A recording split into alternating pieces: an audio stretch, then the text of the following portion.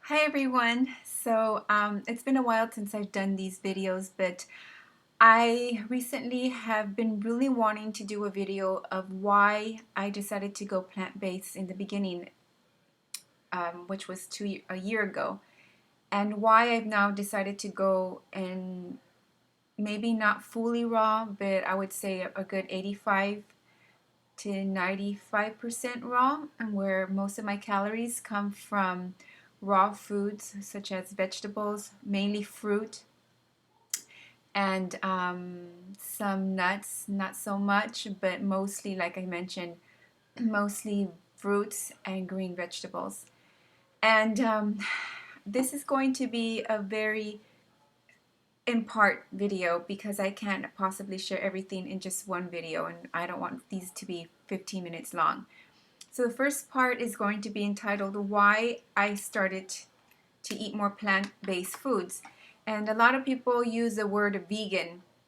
And vegan is just a way to explain that we don't eat, or that you don't eat, any food that is animal form or anything that came from an animal. So not only do I not, and my family, we do not eat any meat, any flesh, any seafood, so anything that is crawling on the earth, or anything that is flying above, or anything that is in the ocean, we don't eat.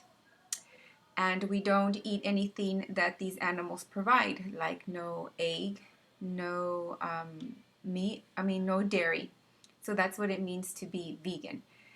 But I take it a step further for myself, not for my children or for my husband, but I decide not to, that most of my food is not only not going to come from animal, but it's going to come from the earth. So whole plant-based food, because you could not eat any animal product but still eat a lot of processed and refined foods, like a lot of processed breads and pastas and cookies and things like that, or processed soy. I personally have a lot of processed soy, but if I'm going to go to a restaurant and they happen to have like a soy burger, I'm not going to exclude myself, and I want to enjoy and have communion with my friends, my family, so I will have a burger. But most of my diet, my calories do not come from anything that's processed.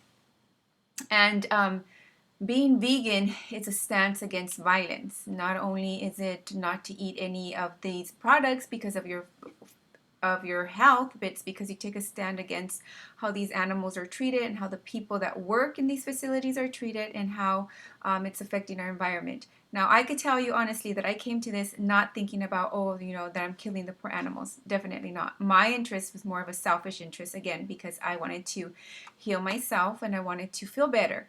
But now, when you are educating yourself and trying to find out, what to eat and how your food was processed in the beginning, you end up finding like a chain that goes back to how your food came to your table. And if you have a heart and if you have compassion, which most of us do, you will see that it's not right how these animals are treated. And not only that, but when an animal is killed, or the way they are treated, their adrenaline hormone goes really high. So in the process of being slaughtered, their adrenaline is so high that when they're slaughtered, that hormone is still running through their blood. And unfortunately, it runs through your blood too. And it causes a lot of sicknesses that we really don't know yet. You don't want to have something in your body that the last few minutes of their life was so stressful, that they have such high amounts of this particular thing going around their body. So I this all started about 2004. I'm sorry, when I had my son. When I had my son, it was a perfect pregnancy. It had no issues. I actually exercised through my whole pregnancy. I did yoga. I walked. I've always been interested in my well-being and what I ate, and I had a really good pregnancy, so much so that my son did not want to come out. So I was induced, and I had my son. And you know what? I could honestly say that those first 2 months, like, any other mother out there, and father, it's so stressful. You're not getting any sleep. But I've always been an A-type personality, and I've always been the person that, that I will jump. I don't take little steps. I dive. And sometimes I land head first. And sometimes I don't. And this particular situation, I was in a breastfeed. I did not want any bottles. I didn't have any formula. My showers, I said, you know what, give me anything that had to do with breastfeeding, because that's what I'm going to do. I'm going to breastfeed. And so when this little baby comes to me and he's trying to latch onto me, and he's having a difficult time latching onto me because I had an inverted nipple, I didn't know how to maneuver that. I had lactation specialists come to my house to teach me. I had this huge breast pump, hospital breast pump, that would go make this crazy noise. I had everything because I did not want to give my child formula. I wanted to breastfeed him.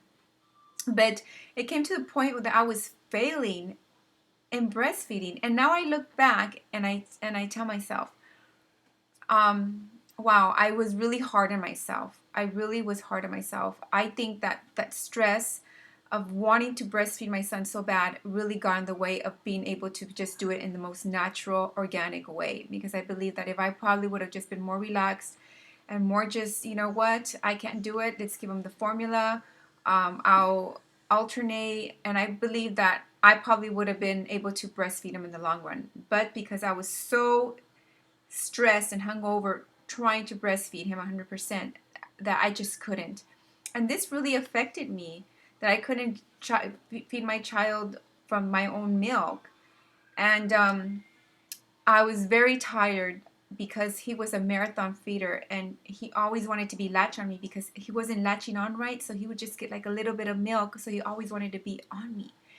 And so that also affected me big time because I was always so tired and hungry, because sometimes I didn't even have time to eat because he always wanted to be latched on me.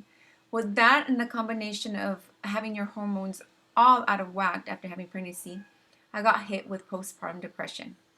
And I didn't know at the time what was going on. I felt like it was an out of body experience, because I felt like I had like a movie scene and everyone was participating in the movie, but I wasn't. I was numb. And so after going to a physician, a medical doctor, yeah, they prescribed me antidepressants, which was very humiliating for me because I was very naive. I had not even I had heard about postpartum depression, but I thought it was the baby blues where you cry and you get over it.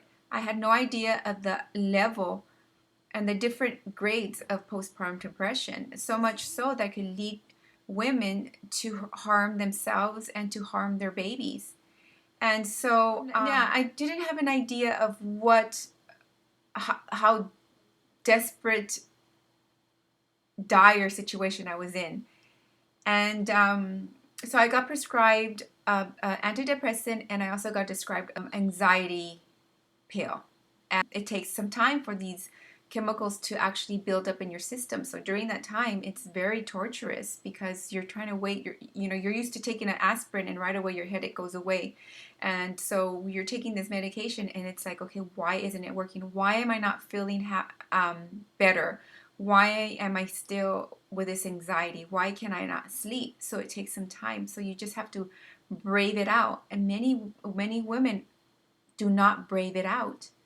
And so I'm very fortunate and this is when I'm a very spiritual person. I grew up in a very religious home, and I'm very grateful for that because it really taught me how to be spiritual. Not so much the religious and the traditional side, but it really introduced me to how it is to be faithful and the spiritual side of this world. And that really helped me through. My God, my Savior helped me. And I give him all the honor and glory because it was only because of him that I'm here. Second time.